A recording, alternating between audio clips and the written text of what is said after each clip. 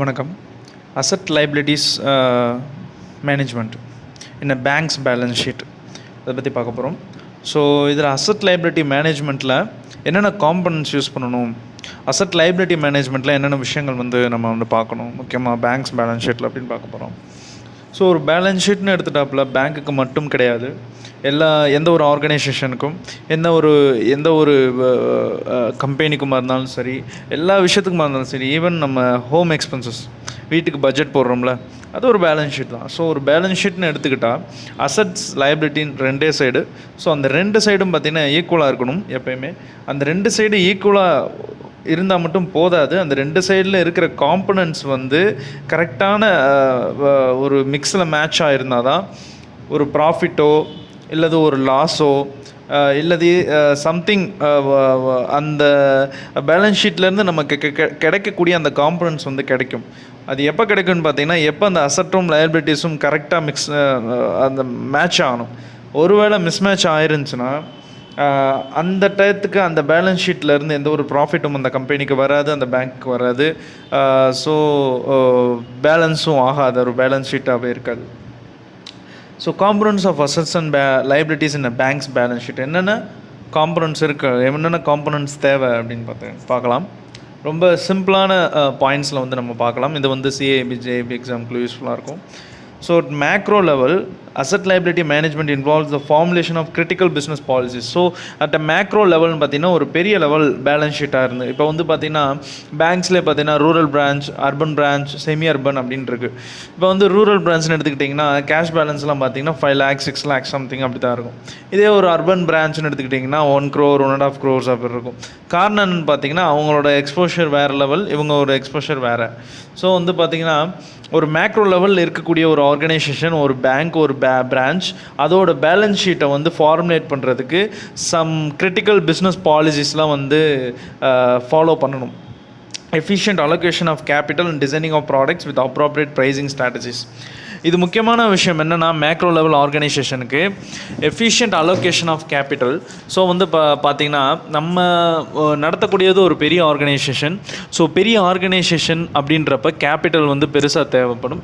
So efficient allocation of capital அப்படின்னு பார்த்திங்கன்னா, இப்போ ஒரு 10 லட்ச ரூபா கேபிட்டல்னால் 10 லட்ச ரூபாவில் 5 லட்ச ரூபா, ஒரு 2 லட்ச ரூபா பார்த்திங்கன்னா டெப்ட் இருக்கும். அது மிச்சம் எவ்வளோ இருக்குது, 8 லட்ச ரூபா. அந்த 8 லட்ச ரூபாவில் ஒரு 4 லட்ச ரூபாய்க்கு நம்ம ஷேர் இஷ்யூ பண்ணியிருப்போம். மிச்சம் இருக்கிற 4 லட்ச ரூபாய்க்கு 2 லட்ச ரூபாய்க்கு நம்ம பார்த்திங்கன்னா ஏதாவது ஒரு டிபெஞ்சர்ஸ் இஷ்யூ பண்ணியிருப்போம்.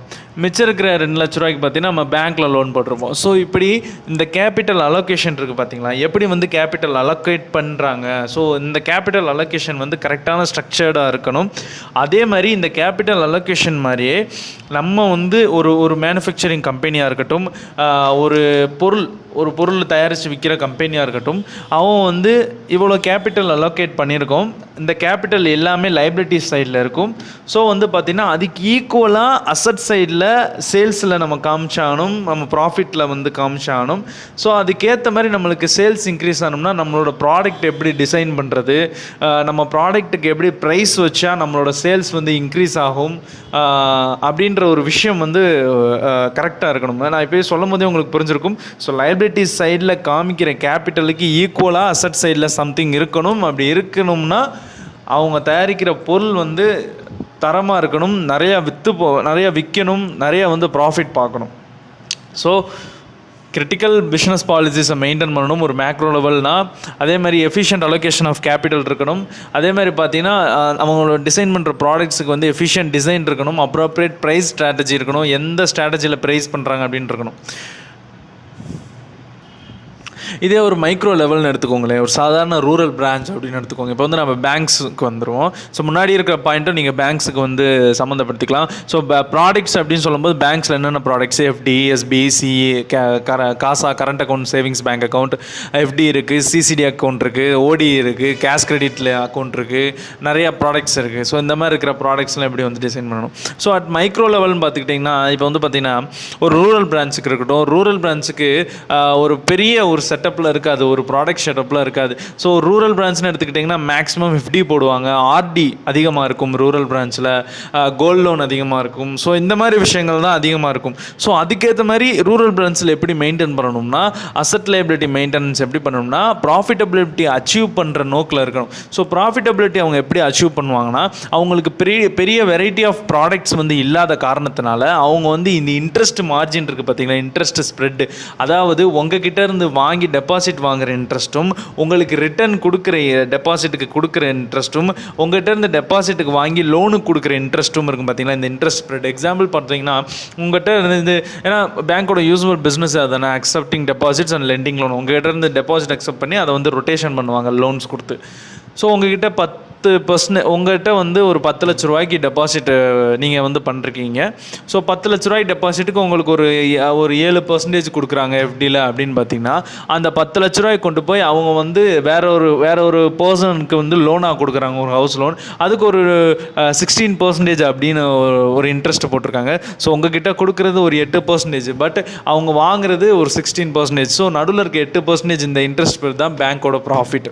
ஸோ இந்த மாதிரி அச்சீவ்மெண்ட்டில் வந்து பேங்க் வந்து மைக்ரோ லெவலில் இருக்கும்போது நம்ம வந்து அசட் லைபிலிட்டி மேனேஜ்மெண்ட் பண்ணணும். ஸோ அடுத்த பாயிண்ட் பார்த்தீங்கன்னா, ALM is therefore the management of net interest margin. அப்படியே சொன்ன மாதிரி இந்த மார்ஜின் சொன்னேன் பார்த்தீங்களா, ரெண்டுக்கும் இடைப்பட்ட ஒரு 8%, அதே பார்த்தீங்கன்னா நெட் இன்ட்ரெஸ்ட் மார்ஜின். ஸோ இந்த நெட் இன்ட்ரெஸ்ட் மார்ஜினுக்கு வந்து பார்த்திங்கன்னா நம்மளுக்கு கிடைக்கிற மார்ஜின் வந்து ரிஸ்க்கு ஏற்ற மாதிரி நம்மளுக்கு வந்து கிடைக்கணும். அதே மாதிரி பார்த்தீங்கன்னா ரிட்டர்ன் அப்ஜெக்டிவ்ஸ் வந்து கரெக்டாக இருக்கணும் பேங்க்குக்கு. அப்போ தான் வந்து பார்த்திங்கன்னா அசட் லைபிலிட்டி மேனேஜ்மெண்ட் வந்து கரெக்டாக நடக்கும். ஸோ இந்த மாதிரி actively managing the assets and balance sheet, இந்த மாதிரி பேலன்ஸ் ஷீட் ஆக்டிவாக வந்து மேனேஜ் பண்ணுறாங்க பார்த்தீங்கன்னா, இதுதான் வந்து பார்த்தீங்கன்னா அசட் லைபிலிட்டி மேனேஜ்மெண்ட். அதே மாதிரி பேலன்ஸ் ஷீட் ரீஸ்ட்ரக்சரிங் அப்படின்னு சொல்லுவாங்க. ஸோ இந்த டேர்ம்ஸில் முக்கியமான terms asset liability management, balance sheet restructuring. Balance sheet ரீஸ்ட்ரக்சரிங்னா the strategy of actively managing the balance sheet. So இதுதான் வந்து ஸ்ட்ராட்டஜி. நான் இப்போ சொன்னேன் பார்த்தீங்களா, இது ஃபுல்லாக ஒரு மேக்ரோ லெவலாக இருந்தால் இது ஸ்ட்ராட்டஜி, ஒரு மைக்ரோ லெவலாக இருந்தால் இது ஸ்ட்ராட்டஜி. ஸோ இந்த ஸ்ட்ராட்டஜியை வச்சு ஆக்டிவாக வந்து மெயின்டைன் பண்ணுறாங்களா, இதுக்கு பேர் தான் வந்து பேலன்ஸ் ஷீட் ரீஸ்ட்ரக்சரிங். ஸோ உங்களுக்கு மேக்ஸிமம் பார்த்திங்கன்னா லிக்விடிட்டி வந்து ஒரு முக்கியமான அம்சம். ஸோ லிக்விடிட்டி வந்து எது மூலியமாக கிடைக்கும்னா ஷார்ட் டேர்ம் ப்ராஃபிட் மூலியமாக கிடைக்கும். ஷார்ட் டேர்ம் ப்ராஃபிட்னா பார்த்திங்கன்னா நெட் இன்ட்ரெஸ்ட் இன்கம், அது மூலியமாக வந்து லிக்விடிட்டினாலே நெட் இன்ட்ரெஸ்ட் இன்கம் தான். ஸோ இந்த நெட் இன்ட்ரெஸ்ட் இன்கம் வந்து எப்படின்னா நெட் இன்ட்ரெஸ்ட் இன்கம் எப்படி கால்குலேட்னா, interest income minus interest expenses. நான் முன்னாடியே சொன்ன மாதிரி இன்ட்ரெஸ்ட் இன்கம் அப்படின்றது என்ன, நீங்கள் லோன் கொடுத்து உங்களுக்கு வர 16% தான் இன்ட்ரெஸ்ட் இன்கம். இன்ட்ரெஸ்ட் எக்ஸ்பென்சஸ்னா என்ன, உங்கள்கிட்ட வந்து டெபாசிட் போட்டு 8% நீங்கள் வந்து உங்கள்கிட்ட இருந்து இன்ட்ரெஸ்ட் கொடுக்கணும், வாங்கணும்ல, அதுதான் இன்ட்ரெஸ்ட் எக்ஸ்பென்ஸ். ஸோ 16% வாங்கி 8% கொடுக்குறீங்கன்னா மிச்சம் என்ன, நெட் இன்ட்ரெஸ்ட் இன்கம்ன்றது அந்த 8%. So minimizing fluctuations in NII stabilizes the short term profits of the bank. So வந்து பார்த்தீங்கன்னா minimizing fluctuations in NII. So net interest இன்கம்ன்றதை நம்ம எப்படி ஃப்ளக்சுவேஷனை மினிமைஸ் பண்ணுறது அப்படின்னு பார்த்தீங்கன்னா, இந்த இன்ட்ரெஸ்ட் ரேட் ஏற்றுறதுன்னு இல்லாமல் ஒரு கான்ஸ்டன்ட்டான இன்ட்ரெஸ்ட் ரேட்டாக ஒரு சம்திங் ஒரு பேசிக் பாயிண்ட்ஸில் இன்க்ரீஸ் ஆகும். 7.25 7.35 டக்குன்னு 7.5க்கு வரும், 7க்கு வரும், மறுபடியும் 7.25 7.3 இந்த மாதிரி இன்க்ரீஸ் ஆகிட்டே இருக்குது பார்த்தீங்களா, பேசிக் பாயிண்ட்ஸில் மட்டும். அப்படி இன்க்ரீஸ் பண்ணி அந்த மாதிரி ஒரு வாலட்டிலிட்டி இருந்துச்சுன்னா இன்ட்ரெஸ்ட் இன்கமுக்கு எந்த ஒரு பாதிப்பும் வராமல், லிக்விடிட்டிக்கும் எந்த ஒரு பாதிப்பும் வராது, பேங்க்கோட ஷார்ட் டேர்ம் ப்ராஃபிட்டுக்கு எந்த ஒரு பாதிப்பும் வராது. ஒருவேளை பெரிய வாலட்டிலிட்டியாக இருந்துச்சுன்னா பெரிய பாதிப்பு வரும். அதனால் வந்து அசட் லைபிலிட்டி வந்து மிஸ்மேட்ச் ஆகும், பேலன்ஸ் ஷீட் வந்து ஒரு தடுமாற்றமான நிலையில் இருக்கும். ஒரு கம்பெனியோட பேலன்ஸ் ஷீட் ஒரு பேங்க்கோட பேலன்ஸ் ஷீட் கொஞ்சம் தடுமாற்றமான நிலையில் இருந்துச்சுன்னா அது வந்து ஒரு மோசமான நிலைக்கு வந்து போயிட்டுருக்கு அப்படின்னு அர்த்தம். ஸோ நெட் இன்ட்ரெஸ்ட் மார்ஜின் அப்படின்ற டைம், இந்த நெட் இன்ட்ரெஸ்ட் மார்ஜின் அதை வந்து எப்படி கண்டுபிடிக்கணும்னு பார்த்தீங்கன்னா, முன்னாடியே கண்டுபிடிச்சிருந்தோம் பார்த்தீங்கன்னா நெட் இன்ட்ரெஸ்ட் இன்கம். அதை வந்து என்ன பண்ணணும்னா ஆவரேஜ் டோட்டல் அசட்ஸோடு டிவைட் பண்ணணும். ஸோ இங்கே என்ன பிரச்சனை, ஆவரேஜ் டோட்டல் அசட்ஸ்னால் என்ன அப்படின்னு கேட்பீங்க. அது ஒன்றுமே கிடையாது. பேங்க்ஸோட அசட்ஸ்னால் என்ன, நீங்கள் கொடுக்குற லோன், பேங்க்ஸ் கொடுக்குற லோன், பேங்க்ஸ் கொடுக்குற அட்வான்சஸ், இதெல்லாம் அது அசட்ஸ். ஏன்னா பேங்க்ஸ் வாங்குற டெபாசிட்ஸ்லாம் நம்ம லைபிலிட்டி சைடில் இருக்கும். Liabilities are deposit for banks and loans are assets for banks. So loans advance இதெல்லாம் பார்த்தீங்கன்னா எவ்வளோ கொடுத்துருக்கோமோ அதை வந்து ஆவரேஜ் பண்ணணும். எப்படி ஆவரேஜ் பண்ணுறோம்னா, இப்போ வந்து 10 லட்ச ரூபா ஒரு லோன் கொடுத்துருக்கோம். ஸோ அதே மாதிரி 10 லட்ச ரூபாய்க்கு இன்னொரு லோன் கொடுத்துருக்கோம். ஸோ இதுக்கான ஆவரேஜ் என்ன, 10 lakhs + 10 lakhs டிவைடட் பை எத்தனை லோன் கொடுத்துருக்கோம், 2 லோன். ஸோ இதுதான் மேட்ரு. இப்போ வந்து 10 லட்ச ரூபா, 20 லட்ச ரூபா, 40 லட்ச ரூபா, 50 லட்ச ரூபா அப்படின்னு சொல்லிட்டு ஒரு 10 லோன் கொடுத்துருக்கோம் அப்படின்னா இந்த டோட்டல் அமௌண்ட்டை ஃபுல்லாக ப்ளஸ் பண்ணி கீழே எத்தனை லோன் டோட்டலாக கொடுத்துருக்கோம் டிவைட் பண்ணோம்னா அதுதான் வந்து average. So net interest income divided by average total assets. இதை வந்து இந்த கால்குலேஷன் படி போட்டோம்னா நெட் இன்ட்ரெஸ்ட் மார்ஜின் கிடச்சிரும். நெட் இன்ட்ரெஸ்ட் மார்ஜின் அப்படின்னா நம்மளோட மார்ஜினல் லெவல் எப்படி இருக்குது, ஒரு வேளை மைனஸில் இருக்கா ப்ளஸில் இருக்கா. ஏன்னா வந்து இப்போ 0.0 அப்படின்னு இருந்துச்சுன்னா மைனஸில் போயிட்டுருக்கு மார்ஜின் லெவல் அப்படின்னு அர்த்தம். இப்போ வந்து 1 பாயிண்ட் அப்படி சம்திங் இருந்துச்சுன்னா நம்மளுக்கு வந்து கரெக்டாக இருக்குது, நெட் இன்ட்ரெஸ்ட் மார்ஜின் வந்து கரெக்டாக இருக்குது. ஸோ நம்ம பேங்க்ஸுக்கு வந்து எக்ஸ்ட்ராவாக நம்ம வந்து ஈல்டு பண்ணிகிட்ருக்கோம் அப்படின்னு சொல்லிட்டு ஒரு கணிப்பு. ஸோ நெட் இன்ட்ரெஸ்ட் மார்ஜின் இப்படி தான் கண்டுபிடிக்கணும். ஸோ முன்னாடியே சொன்ன மாதிரி நெட் இன்ட்ரெஸ்ட் மார்ஜின்னா ஸ்ப்ரெட் ஆன் ஏர்னிங் அசட்ஸ் அப்படின்னு சொல்லுவாங்க. ஏர்னிங் அசட்ஸ் அப்படின்னா என்ன? ஏர்னிங் அசட்ஸ்லேயே பார்த்தீங்கன்னா பேட் அசட்ஸ் இருக்குது, குட் அசட்ஸ் இருக்குது. பேட் அசட்ஸ்னால் என்ன? பேட் லோன்ஸ்னால் அசட்ஸ் தானே. அப்போ பேட் அசட்ஸ்னால் பேட் லோன்ஸ் தானே. ஸோ வந்து பார்த்தீங்கன்னா குட்லி இப்போ ஏர்னிங் அசட் அப்படின்னு பார்த்தீங்கன்னா லோனு கொடுத்து அவன் டக்குன்னு வந்து அந்த லோன் வந்து ரீபே ஆகிட்டே இருக்கும் கண்டினியூஸாக. இப்போ இஎம்ஐலாம் கொடுத்துருப்போம், ஷார்ட் டேர்ம் லோன்ஸ்லாம் கொடுத்துருப்போம். அதெல்லாம் பார்த்தீங்கன்னா கண்டினியூஸாக அது வந்து ஆகிட்டே இருக்கும். ஸோ அந்த அசட் வந்து நம்மளுக்கு வந்து இப்போ ப்ரொடியூஸ் பண்ணிக்கிட்டே இருக்கும், இன்ட்ரெஸ்ட்டை ப்ரொடியூஸ் பண்ணிக்கிட்டே இருக்கும். ஸோ அந்த மாதிரி ப்ரொடியூஸ் பண்ணிக்கிட்டே இருக்கிற அசட்ஸோட ஸ்ப்ரெட்ஸை கண்டுபிடிக்கிறது. இதே அந்த ஸ்ப்ரெட் எவ்வளோன்னு பார்த்தீங்கன்னா அதை முன்னாடியே சொன்ன மாதிரி ஹையாக இருந்துச்சுன்னா நம்மளுக்கு வந்து நெட் இன்ட்ரெஸ்ட் மார்ஜின் ஹையாக காமிக்கும். அந்த ஸ்ப்ரெட் வந்து கம்மியாக இருந்துச்சுன்னா நம்மளுக்கு இன்ட்ரெஸ்ட் மார்ஜின் கம்மியாக. ஸ்ப்ரெட்னு என்ன அப்படின்னு பார்த்தீங்கன்னா இப்போ வந்து நம்ம முன்னாடியே சொன்ன மாதிரி அதான் 18% 8% மைனஸ் பண்ணிங்கன்னா 8. ஸோ அந்த 8 தான் ஸ்ப்ரெட்டு. ஸோ ஸ்ப்ரெட்டுன்றது அதிகமாக இருந்துச்சுன்னா உங்களோட இன்கம் லெவல் அதிகமாகும், உங்களோட நெட் இன்ட்ரெஸ்ட் மார்ஜின் அதிகமாகும். அப்படி அதிகமாச்சுன்னா உங்களோட ப்ராஃபிட் அதிகமாகும். ஸ்ப்ரெட்டுன்றது இதுதான். நீங்கள் வந்து 18% லோன் கொடுக்குறீங்க, உங்கள்கிட்ட ஒருத்தவங்க 8% டெபாசிட் போடுறாங்க. ஸோ மிச்சம் இருக்கிற 8. ஸோ இந்த கால்குலேஷனுக்கு பேர் தான் ஸ்ப்ரெட். ஸோ இன்னொரு முக்கியமான விஷயம் என்னென்னு பார்த்தீங்கன்னா அந்த பேங்க்கோட சப்ஸ்டான்ஷியஸ் கெப்பாசிட்டி அதை வந்து மெஷர் பண்ணணும். ஸோ பேங்க்கோட கெப்பாசிட்டி எந்த லெவலில் இருக்குது, நம்ம வந்து டெப்ஸில் இருக்கோமா, கேபிட்டலை வச்சு தான் ரன் பண்ணிக்கிட்டு இருக்கோமா, நம்மளோட ஓன் ஃபண்ட்ஸ் இருக்கா, இல்லை வெளியிலேருந்து தான் ஃபண்ட் எடுத்து ரன் பண்ணிக்கிட்டு இருக்கோமா அப்படின்ற விஷயங்கள்லாம் கண்டுபிடிக்கணும். ஸோ அதுக்கான சிம்பிளாக ரேஷியோ என்னென்னா ஷேர் ஹோல்டர்ஸ் ஃபண்ட்ஸ்லாம் இருக்குது பார்த்தீங்களா. ஷேர்ஸ் மூலியமாக நம்ம எவ்வளோ வந்து கேபிட்டல் வந்து ரைஸ் பண்ணியிருக்கோம் அதை வந்து என்ன பண்ணணும்னா டோட்டல் அசட் கூட வந்து டிவைட் பண்ணணும். அப்படி டிவைட் பண்ணோம்னா நம்மளுக்கு கிடைக்கிறது ஒரு ரேஷியோ கிடைக்கும். சம்திங் வந்து 1/2 3/2 அந்த மாதிரி கிடைக்கும். அந்த மாதிரி கிடைக்கிற ரேஷியோ என்னன்னா எக்கனாமிக் ஈக்விட்டி ரேஷியோ அப்படின்னு சொல்லுவாங்க. அது எது மெஷர் பண்ணணும் அப்படின்னு பார்த்தீங்கன்னா ratio of owned funds to total funds அப்படின்னு மெஷர் பண்ணுறேன். So ratio of owned funds to total funds அப்படின்னு பார்த்தீங்கன்னா டோட்டல் ஃபண்ட்ஸ் இருக்குது. இப்போ 10 லட்ச ரூபா இருக்குங்க. 10 லட்ச ரூபான்றது டோட்டல் ஃபண்ட்ஸ்.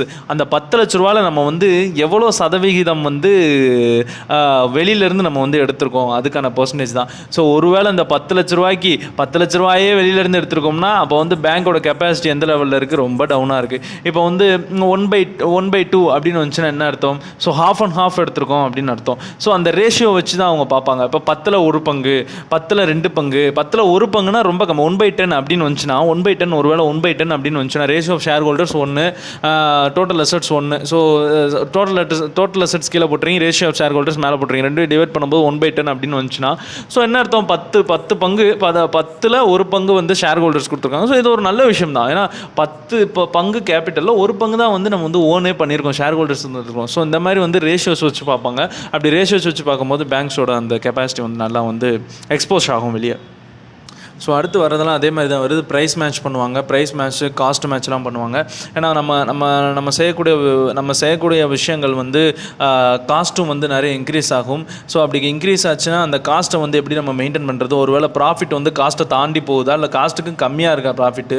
ஸோ இந்த மாதிரி விஷயங்களை பார்ப்பாங்க, பேலன்ஸ் ஷீட்டை மேனேஜ் பண்ணுவாங்க. ஸோ இதெல்லாம் கரெக்டாக பார்த்தா தான் பேலன்ஸ் ஷீட் வந்து மேனேஜ் ஆகும். இப்போ வந்து ஒரு பேங்க் ரன் பண்ணுறதுக்கு என்னென்ன தேவை? ஏசிஸ், கம்ப்யூட்டர்ஸ், பவர் கனெக்ஷன், பெரிய பில்டிங் இருக்கணும். அது வந்து ஓன் பில்டிங்காக இருந்தாலும் சரி, சரி, அப்படி இப்படின்னு பார்க்கும்போது மாதத்துக்கு அந்த பேங்க் 10,000 ரூபா தான் வந்து ப்ராஃபிட் அடிக்குது, ஆனால் வந்து 50,000 ரூபா செலவு வைக்குது. அப்படி ஒரு எக்ஸாம்பிளுக்கு சொல்கிறேன். அப்படி இருந்துச்சுன்னா பார்த்தீங்கன்னா அது வந்து வாய்ப்பே கிடையாது. அந்த பேங்க் ரன் பண்ணிடுறது, அந்த பிரான்ச்சை ரன் பண்ணுறது வேஸ்ட்டு தான். ஸோ இங்கே இருக்க எம்ப்ளாயீஸுக்கும் ஒரு வேஸ்ட்டு தான். ஸோ அந்த மாதிரி பார்த்தீங்கன்னா ப்ரைஸ் மேட்ச் பண்ணுவாங்க. ஸோ இன்னொரு முக்கியமான விஷயம் இருக்குது, இந்த வீடியோ சீக்கிரம் முடிக்க பார்க்குறேன், ரொம்ப லென்த்தாக போய்ட்டுருக்குன்னு நினைக்கிறேன்.